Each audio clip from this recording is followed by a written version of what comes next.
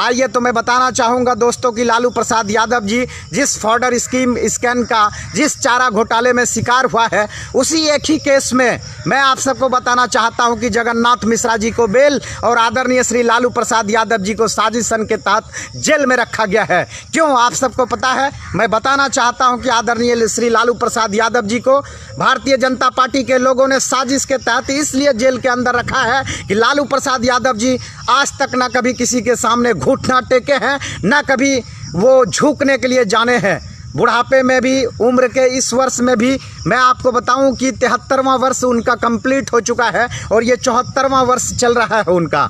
उम्र के 74वें वर्ष में भी आदरणीय श्री लालू प्रसाद यादव जी कभी भी फासिस्ट ताकतों के सामने झुकने का काम नहीं किया, घुटना टेकने का काम नहीं किया। पूरे हिंदुस्तान के अंदर अगर कोई नेता है तो लालू प्रसाद यादव जी, ओवैसी साहब जैसे लोग जो हमेशा से फासिस्ट ताकतों के खिलाफ मुखर होकर के बोलने का काम करते हैं, लेकिन कभी झुकने का काम नहीं करते हैं। इसका जीता जागता मिसाल पेश तो आदरणीय श्री लालू प्रसाद यादव जी ने क्या है कि उनको कितना टारगेट किया गया है, उनके पूरी परिवार को, बेटा को, बेटी को, पार्टी को, तमाम लोगों को, यहाँ तक कि उम्र के इस पड़ाव में भी लालू प्रसाद यादव जी को रांची के होटवार जेल में बंद रखा है। लेकिन लालू प्रसाद यादव जी ने उन गलत लोगों के साथ हाथ मिलाना पसंद नहीं किया है और मैं आपको भरोसा दिलाता हूं कि आदरणीय लालू प्रसाद यादव जी कभी भी गलत, कभी भी फासिस्ट ताकतों से हाथ नहीं मिलाएगा, मिट्टी में मिल जाएगा। लेकिन वो पलटू चाचा नीतीश कुमार के तरह जिन्होंने कहा था कि मैं मिट्टी में मिल जाऊंगा लेकिन भाजपा के साथ नहीं जाऊंगा, लेकिन वह महज 3 साल के बाद भाजपा में चले गए। लेकिन लालू प्रसाद यादव जी ना झुके, ना टूटे, ना रुके, ना कभी भाजपा के साथ गए और ना जाएंगे। साथियों, मुझे एक चीज़ बड़ी अफसोस होती है, इस देश के अंदर बड़ी बड़ी कुकांड हुआ, बड़ी बड़ी घटना हुई। मैं आपको बताऊं, गुजरात जहां से कि प्रधानमंत्री जी का गृह क्षेत्र है, जहां से वो बिलोंग करते हैं, प्रधानमंत्री जी के घर में क्या हुआ है आप सबको पता है। थोड़ी सी याद दिलाना चाहूँगा, लेकिन हाँ, आपसे गुजारिश है कि आप हमारी इस वीडियो को शेयर करें, आप हमारी इस वीडियो को शेयर करें और हमारी इस वीडियो को आप पहुँचाएँ नरेंद्र मोदी तक, हमारी इस वीडियो को पहुँचाएँ आप उन जालिम अमित शाह जैसे लोगों तक, हमारी इस वीडियो को पहुँचाएँ आप आदित्य योगीनाथ साहब जैसे लोग, जो उन जालिम आदित्य योगीनाथ जैसे लोगों के पास पहुँचाएँ हमारी वीडियो को, जो मुख्यमंत्री बन करके बैठे हुए हैं उत्तर प्रदेश में। हम तो आपको कहते हैं कि हमारी वीडियो को इतना शेयर करें कि पहुंचाएं हमारी आवाज़ को वहां तक। मैं आप सबको बताना चाहता हूं कि 2005 का समय था और 2005 में अहमदाबाद में शेख सोहराबुद्दीन का फर्जी इनकाउंटर होता है। गौर से सुनिएगा आप सब, शेख सोहराबुद्दीन का फर्जी इनकाउंटर होता है। उसके साथ उनकी पत्नियों को भी मौत के घाट उतार दिया जाता है। और सोहराबुद्दीन के फर्जी इनकाउंटर में नाम किनका आता है पता है ना, और वो सच्चाई भी है। वो नाम जुड़ता है भारतीय जनता पार्टी के वो नवरत्न जो अमित शाह जी के रूप में, जो राष्ट्रीय अध्यक्ष है भाजपा का, सोहराबुद्दीन इनकाउंटर में उनका नाम आता है। और मैं आपको बताऊं कि उस केस की सुनवाई करने वाले जज बी के लोया ने जब अमित शाह जी पे नकेल कसना शुरू किया और अमित शाह जी को लगा कि अब हम कहीं से बचने वाले नहीं हैं, तो आप सब अच्छी तरह से इस बात को जानते हैं कि 14 दिसंबर 2014 को ही सरकार बनने के बाद भारतीय जनता पार्टी की और जज बी के लोया का नागपुर में संदेहास्पद स्थिति में मौत हो जाती है। क्या आप सबको नहीं लगता है कि अमित शाह जी जब अपने आप को जेल जाने के लायक जब समझने लगे तो उन्होंने CBI जज, जो जज बी के लोया, ब्रिज गोपाल लोया, जिनका नागपुर में संदेहास्पद स्थिति में मौत हो जाती है, और उसके बाद जब दूसरे जज गठित होते हैं तो अपने मनमानी तरीके से उन्होंने अमित शाह जी को बरी कर देता है। क्या इस देश के लोगों को आवाज़ नहीं उठाना चाहिए उस पर? आइए मैं फिर सरकार का पोल खोलता हूँ, उसी भारतीय जनता पार्टी की सरकार का। साथियों, ना मैं कभी डरा हूँ, ना मैं कभी डरूँगा, और मैंने जिसके लिए आवाज़ उठाया है वो ना कभी डरे हैं और ना कभी डरेगा। आखिर वैसे ही लोगों की भाषण सुन करके, तो वैसे ही लोगों की किताबों में पढ़ करके, वैसे ही लोगों को टेलीविज़नों में देख करके, वैसे ही लोगों की कहानी किस्से को सुन करके तो हम जैसे लालू यादवों में भी हिम्मत और साहस मिलती है साथियों। तो आइए फिर से मैं एक बात बताता हूँ, उसी अहमदाबाद में और एक घटना होती है। किसकी पता है आप सबको? बहन इशरत जहाँ की फर्जी मुठभेड़ बताया जाता है, फर्जी इनकाउंटर होता है उनका। और फर्जी इनकाउंटर में केवल बहन इशरत जहाँ ही नहीं, 4 लोगों को मौत के घाट उतारती है। 4 लोग कौन कौन बताऊं? जिसान जौहर, जावेद, शेख गुलाम, ऐसे लोगों की 4 लोगों का बहन इशरत जहां के साथ फर्जी इनकाउंटर में मौतें होती है, उसका भी तार किससे जुड़ता है? उस केस में भी कौन संलिप्त रहता है? उसमें भी कौन फंसता है? अमित शाह जी।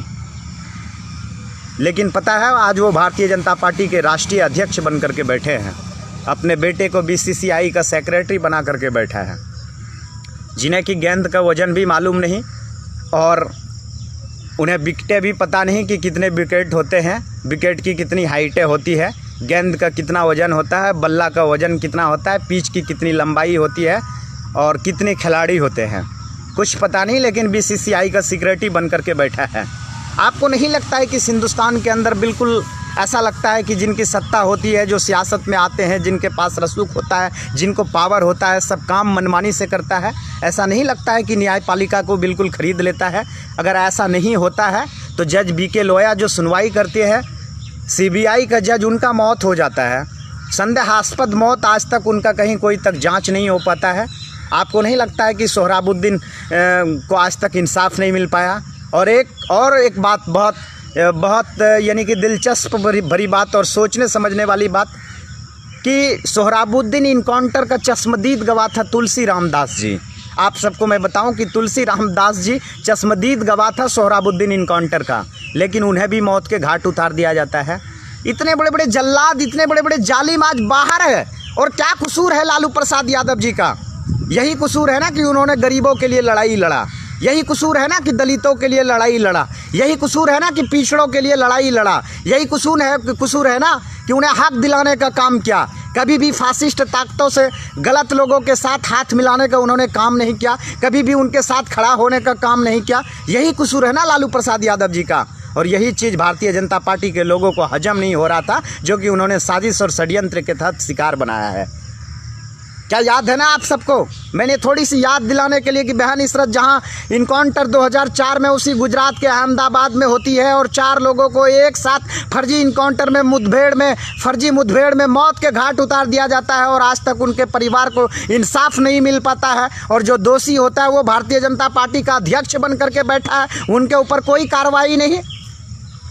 वही सोहराबुद्दीन केस का जो सुनवाई कर रहे थे, जो केस को हैंडल कर रहे थे, केस को डील कर रहे थे, CBI का जज BK लोया, जिनका कि नागपुर भारतीय जनता पार्टी की संपूर्ण बहुमत से सरकार बनने के बाद केंद्र में, और उनका नागपुर के एक निजी अस्पताल में संदेहास्पद स्थिति में मौत हो जाती है।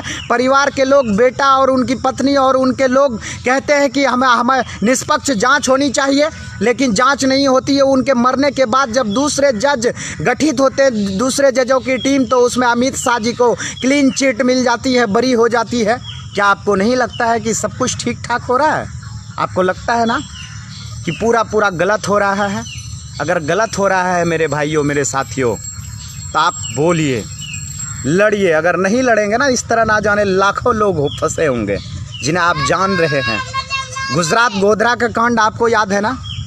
वो बहन, वो माँ, उन मासूम बच्चों की चीखें आपको याद है ना जाने कितनी माँओं की, कितनी बहनों की मांग की सिंदूर उजड़ी, कितनों के हाथ की मेहंदी का रंग छूटा, कितने लोगों का सुहाग लूटा। पता है ना कैसी चीखें थी? आप लोग भूल गए? और उनका कौन, उस गुजरात में जो गोधरा कांड हुआ था, उस कांड का मास्टरमाइंड कौन था? आप सब लोग जानते हैं कि नरेंद्र मोदी जी था, जो देश का मौजूदा प्रधानमंत्री है। घटना के बाद दूसरे देशों ने वीज़ा देना बंद कर दिया था साथियों, दूसरे देशों ने वीज़ा देना बंद कर दिया था। लेकिन आज सत्ता में आ गए तो साहब ने लगता है कि एक दूरबीन रखा है, और कोई ऐसा देश नहीं बचा है। हमें लगता है कहीं कोई देश अगर दिखता है तो शायद दूरबीन से पता करके उस देश में भी जाने का काम करता है। लेकिन वही शख्स था जिनको कि अमेरिका ने वीज़ा रोक दिया था उनका कि आप आ नहीं सकते हमारे यहाँ पे। उतने बड़े बड़े दंगाई जिन्होंने कि नरसंहार करवाया, जिनका आस्तीन पूरा खून से पूरा दामन उनका लाल हो, रक्त रंजित हो, लेकिन वैसे लोग आज बाहर है और हुकूमत में है। किन के वजह से हुकूमत में है? मैं इस देश के तमाम पिछड़े, तमाम दलित भाइयों से, तमाम अल्पसंख्यक भाइयों से, और तमाम जितना भी बैकवर्ड है, उन तमाम लोगों से कहना चाहता हूँ कि आखिर अब तक आप क्यों चुप्पी साधे हुए हैं, क्यों खामोश है? जब आपके किसी भी नेता को नहीं छोड़ता है जो आपकी रहनुमाई करता है, जो आपकी नुमाइंदगी करता है, हर किसी को, हर लोगों को सलाखों के पीछे भेजने का काम करता है, टॉर्चर करने का काम करता है, फिर आप क्यों नहीं पोल खोलते हैं सरकार का? आपको डर लगता है ना कि आपको फंसा दिया जाएगा, कहीं झूठ मूठ का आपको परेशान किया जाएगा। हाँ, शायद मुझे भी कई लोगों ने फ़ोन करके इस बात को कहा, मुझे भी कई धमकियाँ मिलती है, लगातार आए दिन धमकियाँ फ़ोन पर मिलती है कि आप भाजपा के ख़िलाफ़ में बोलना छोड़ दीजिए। लेकिन मैंने कहा कि मैं मर जाऊँगा, मरना पसंद करूँगा, लेकिन मैं गलत के ख़िलाफ़ कभी बोलना बंद नहीं करूँगा, कभी नहीं, बोलता रहूँगा। मार दे, अगर मेरी मौत होगी तो मैं मर जाऊँगा। क्या कसूर है लालू प्रसाद यादव जी का? मैं तो पूछता हूँ, आप भी पूछिए, क्या वो इस देश के तमाम पिछड़ों के लिए लड़ाई नहीं लड़े? आज भी अगर सलाखों के पीछे है तो रांची के रिम्स हॉस्पिटल में रहते हुए भी, हॉटवार जेल में रहते हुए भी वो देश की तमाम जनताओं का खबर रखते हैं और चिट्ठी पत्राचार के माध्यम से हालात की जानकारी लेते हैं और अपना संदेश भेजते हैं लोगों को।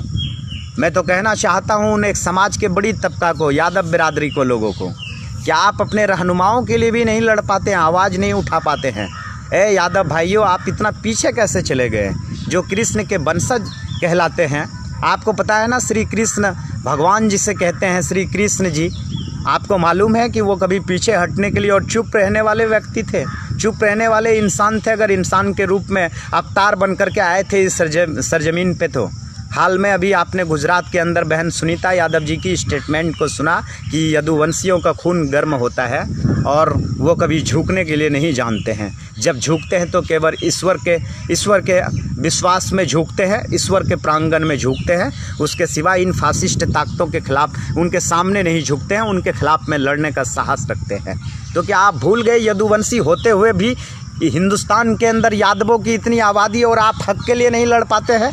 लालू यादव जी तो आपके लिए लड़ाई लड़ रहे थे, लेकिन आज जो पॉलिटिक्स करने वाले यादव दूसरे पार्टियों में भी है, मैं उनसे भी कहता हूं कि अगर आज भी आपका अस्तित्व अगर जिंदा है ना, कोई फलाने यादव और ढिकाने यादव है ना, तो वो लालू प्रसाद यादव जी का देन है।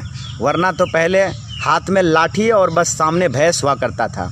अगर वहाँ से उठा करके किसी ने आपको राजनीति करने का अधिकार दिया, किसी ने आपको अगर किसी ऑफिस में जा कर के सामने से पदाधिकारियों के साथ बैठ करके बात करने का साहस दिया, कुव्वत दिया, तो वो केवल का केवल लालू प्रसाद यादव जी ने दिया।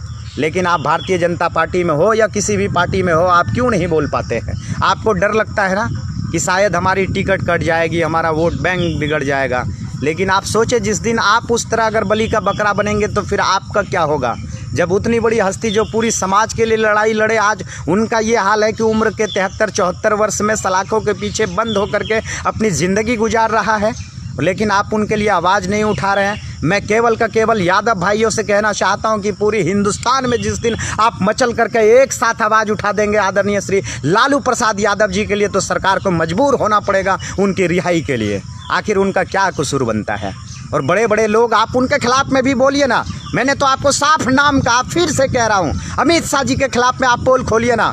वही अमित शाह जी जो सरासर दोषी है सोहराबुद्दीन कांड का, जिन्होंने सोहराबुद्दीन और सोहराबुद्दीन के पत्नी को भी मारने का काम किया है। बहन इशरत जहां, जावेद, उनके साथ जिसान जौहर, गुलाम शेख रसूल, इन तमाम लोगों को मारने का काम किया है। गुजरात गोधरा के कांड का सरासर जिम्मेदार वही लोग हैं। एहसान जाफरी को जिंदा जला दिया गया था।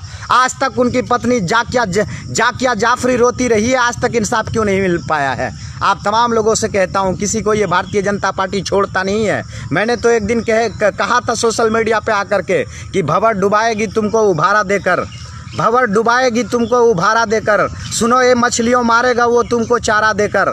भंवर डुबाएगी तुमको उभारा देकर, सुनो ये मछलियों मारेगा वो तुमको चारा देकर। अच्छे दिन आने की कभी उम्मीद मत करना, या ऐसे गलत फहमी मत पालना, दुश्मन बहुत चालाक है, मारेगा तुमको सहारा देकर।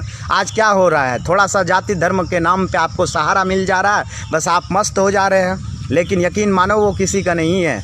मैं आपको साफ साफ कहता हूं कि आरएसएस का जो मुख्यालय नागपुर में है और उसके सरसंचालक जो है ना, उनके प्रमुख जो है ना, मोहन भागवत जी, इस देश के तमाम पिछड़ों को, इस देश के तमाम दलितों को, इस देश के तमाम आदिवासियों को हिंदू मानने पे तैयार ही नहीं है, हिंदू नहीं मानता है। कहाँ से आपको हिंदू मानता है? फिर आप हिंदुत्व की राजनीति के फेरे में क्यों लगे हुए हैं? जो आपके समाज के लिए लड़ता है, आपके हित के लिए लड़ता है, इस देश हित के लिए लड़ता है, जनहित के लिए लड़ता है, फिर आप उनके लिए क्यों नहीं बोलते हैं? क्या लगता है कि आपको नहीं टॉर्चर किया जाता? अगर आपको टॉर्चर नहीं किया जाता है तो फिर लालू प्रसाद यादव जी के पूरी परिवार को क्यों बार बार टॉर्चर किया जाता है? उम्र के इस पड़ाव में भी क्यों सलाखों के पीछे बंद रखा है? आप देख रहे हैं कि रोजाना मैं लड़ाई लड़ रहा हूं बड़े भाई डॉक्टर कफील खान के लिए। क्या दोष था उनका? एक निर्दोष आदमी को फंसाने का काम क्या है योगी जी ने? केवल अपने स्वास्थ्य मंत्री को बचाने के लिए बलि का बकरा बनाया है डॉक्टर कफील खान को, और साजिशन उनकी हत्या कराना चाहता है। 27 तारीख को उनकी सुनवाई है। हमने बहुत मजबूती के साथ उनके लिए लड़ाई लड़ी है और लड़ रहा हूं। आज आपको पता है ना बहन, साइस्ता सलाखों के पीछे बंद है। क्या कसूर है कि केवल एनआरसी, एनपीआर और सीए के खिलाफ प्रोटेस्ट में का हिस्सा बनती थी, इसलिए सच बात बोलती थी, संविधान को लेकर के बोलती थी, इसलिए उनका इतना ही कसूर है ना। अगर आप नहीं बोलेंगे ना तो हमारी भी बारी आएगी और आपकी भी पारी आएगी। हमारी इस वीडियो को जितना हो साथियों आप शेयर करें। इस देश के अंदर वो किसी को भी छोड़ने वाले नहीं हैं, लेकिन मैं तो चैलेंज के साथ कहता हूं कि आप जितना भी जुर्म करें, आप जितना, ना आपके बंदूक की गोलियों से डरने वाले हैं, ना आपके किसी भी चीज़ से डरने वाले हैं। देख लिया है देखेंगे, दम है कितना दमन में तेरे, देख लिया है देखेंगे। जगह है कितनी जेल में तेरा, देख लिया है देखेंगे। अगर जेल ले जाने का शौक़ है तो हम जैसे लोग जेल जाने को तैयार है। अगर आपको गोली मारने का शौक़ है तो हम जैसे लोग अपने सीने पे गोलियां खाने के लिए भी तैयार है। इतने भी कायर नहीं हुए हैं अभी की पीठ पे अपनी गोलियां खाएंगे सामने से। लेकिन आप तमाम लोगों से कहता हूं कि आप अपने मसीहा आदरणीय श्री लालू प्रसाद यादव जी के लिए आवाज़ उठाइए। अगर आप आवाज़ नहीं उठाएंगे ना तो आपका अस्तित्व मिटा दिया जाएगा। मैं कह रहा हूं, अस्तित्व मिटा दिया जाएगा।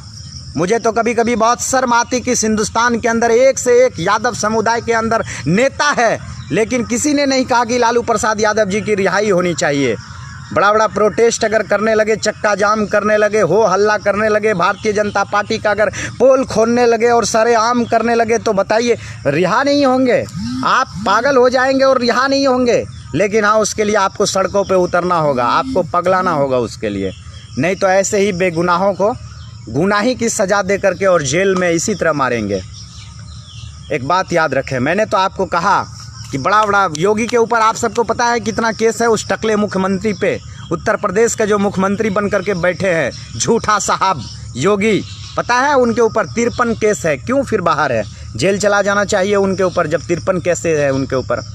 बड़ा केस, बड़ा दंगा का आरोपी, बड़ा। उसके बाद वो सब बाहर में है। उन सब के लिए कुछ नहीं है, कानून कोई मायने नहीं रखता है, संविधान कोई मायने नहीं रखता है। तो ये सब क्यों हो रहा है? हम और आप चुप है इसलिए। तो वो तो हिंदू मुसलमान क्या करके अपनी पॉलिटिक्स कर रहा है, लेकिन जाति विशेष, यादव हो गया, मुसलमान हो गया, पासवान हो गया, ये सबको टारगेट कर रहा है। सच्चाई है कि नहीं है? अगर सच है तो हमारी इस वीडियो को आप शेयर करें। और मैं आपको कहता हूं कि बहुत मजबूती के साथ आवाज़ उठाऊंगा, लेकिन हाथ जोड़ करके कहता हूं खास करके यादव भाइयों से कि आप ज़रूर आवाज़ उठाएं। अगर आज आप अपने मसीहा के लिए नहीं लड़ेंगे ना तो मैं आपको भरोसा इतना तो ज़रूर कह सकता हूँ कि धीरे धीरे आपका जो है ना, आपका वजूद मिटा दिया जाएगा। ये ठान लिया उन्होंने। आप किसी भी पार्टी में रहें, दलगत की भावनाओं से बाहर निकल करके एक सच्चा इंसानों के लिए आप फ़र्ज निभाइए, आप आवाज़ उठाइए। आप वैसे इंसानों के लिए आवाज़ नहीं उठाएंगे तो फिर किन के लिए उठाएंगे? आप आवाज़ उठाइए। लालू प्रसाद यादव जी को कौन नहीं जानता है? पूरी दुनिया के लोग लगभग उनको जानते हैं, हर देश के लोग उनको जानते हैं, और आप अपने ही घरों में उनके लिए आवाज़ नहीं उठाते हैं। बड़ी शर्म आती है। बड़े लोग हैं, बड़े VIP लोग हैं, लेकिन आवाज़ नहीं उठाते हैं। आप आवाज़ उठाइए। आवाज़ उठाना क्या गुनाह है?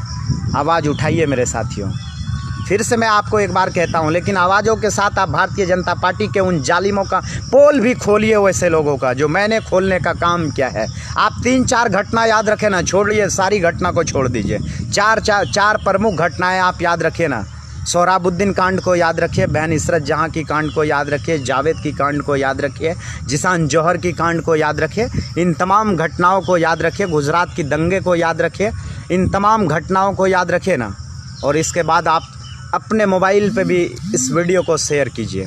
अपने मोबाइल पे हर लोग शेयर करें ताकि ये वीडियो जाए हमारे उन जालिम सुने और वो थर्राए, वो दहले, उनको लगे कि नहीं कोई शख्स ऐसा है जो कि आज भी लालू प्रसाद यादव जी के के लिए बेबाकी से दूसरा लालू झारखंड से बोलने को तैयार हुआ है और लगातार लड़ाई लड़ रहा हूँ। मैंने फिर से टाइम दिया है कि मैं लाइव आऊँगा 26 तारीख को डॉक्टर कफील खान साहब के लिए। कल भी मैंने लाइव आया था, लेकिन बड़ी अफसोस होती है कि आप लोग वीडियो को शेयर नहीं करते हैं। थोड़ी सी अगर आप शेयर अगर करते हैं तो ना जाने इन आवाज़ों को कितने लोग सुन करके और अपने अंदर की हिम्मत को जुटाते हैं, कुव्वत को जुटाते हैं। आप सबको मालूम है मैं जिसके लिए आज आवाज़ उठाया था, आदरणीय श्री लालू प्रसाद यादव जी के लिए। लालू प्रसाद यादव जी एक ऐसी शख्सियत है जिनका हमें लगता है कोई जोड़ नहीं है। ज़िंदगी की पूरी खूबसूरत बेहतरीन हिस्से समाज को जोड़ने में उन्होंने लगाया और कई बार उन्हें प्रतिनिधित्व करने का मौका भी मिला। बिहार के मुख्यमंत्री भी बनने का मौका मिला उन्हें, उनकी पत्नियों को, और रेल मंत्री भी बनने का मौका मिला। जब वो रेल मंत्री बने तो रेलवे को सबसे ज़्यादा मुनाफा पहुंचाने वाले अगर कोई थे तो आदरणीय श्री लालू प्रसाद यादव जी, जो आज साजिश और षड्यंत्र का शिकार होकर के सलाखों के पीछे झारखंड के रांची होटवार जेल में एक काली कोठरी में अपनी ज़िंदगी को व्यतीत कर रहा है। तो आइए साथियों, मैंने उसके मुद्दे को लेकर के आप सबसे जुड़ने का काम किया था और भारतीय जनता पार्टी के उन जालिमों का, उन दंगाइयों का पोल खोलते हुए आप लोगों के सामने आने का काम किया था। मैं आप सबसे गुजारिश करता हूं कि आप लोग कम से कम जिस वंशज से आते हैं आप उनका परिचय दें। आप अपने आप में यादव भाई अगर हमारे यदुवंशी कहा करते हैं, अगर है रियल में आप यदुवंशी, तो हमें लगता है कि आप आवाज़ उठाएंगे और इस वीडियो को शेयर करेंगे। तमाम जुड़ने वालों का नमस्कार। मैं नाम तो नहीं ले पाया, लेकिन आप लोग इतना ज़रूर करेंगे कि हमारे इस वीडियो को शेयर करेंगे। लगातार साथियों कुछ न कुछ मुद्दा को लेकर के मुझे आपके बीच में आने का मौका मिलता है और मैं आता ही रहूँगा, इस लड़ाई को लड़ता ही रहूँगा। जिस दिन मैं चला जाऊँगा सलाखों के पीछे, मैं जेल चला जाऊँगा या फिर इस दुनिया से चला जाऊंगा, उसी दिन मेरी आवाज़ें केवल बंद हो सकती है। लेकिन उस दिन के लिए भी भरोसा दिलाता हूं कि उस दिन भी बोलने वाले मेरे तरह लाखों लोग होगा। कितने लोगों को मारेगा, कितने लोगों को जेल भेजेगा? क्या लगता है एक डॉक्टर कफील खान साहब को जेल भेजने से तमाम लोगों की आवाज़ें बंद हो गई? नहीं, आज लाखों लोग डॉक्टर कफील खान साहब के लिए इस हिंदुस्तान में उठ खड़ा है और सरकार से आँख मिला करके बात करने के लिए, लड़ने के लिए तैयार है। ये तो समझिए घनी, ये मनाइए कि केवल लॉकडाउन है। लॉकडाउन नहीं होता ना तो योगी को अभी उनकी औकात बता दिए होते। अब तक मैं उत्तर प्रदेश पहुंच करके और योगी आदित्यनाथ को उनकी औकात मालूम करवा देते कि योगी जी आप देख लीजिए कि डॉक्टर कफील खान किस चिड़िया का नाम है। और ये मनाइए कि मैं बहुत जल्द उत्तर प्रदेश जाने वाला हूं, गोरखपुर। 27 तारीख को जैसे ही उनको बेल मिलती है बाहर आएंगे, मैं उनके पूरे परिवार से मिलने जाऊंगा। फिर वहां से मैं डॉक्टर कफील खान साहब के साथ एक होकर के मैं आप सबको लाइव आकर के फिर आप सबसे गुफ्तगू करूंगा। लेकिन आप लालू प्रसाद यादव जी के लिए भी लगातार आवाज़ उठाइए, जो गरीबों के मसीहा रहे, दबे कुचले पिछड़ों के, अकलियतों के, अल्पसंख्यकों के नेता रहे।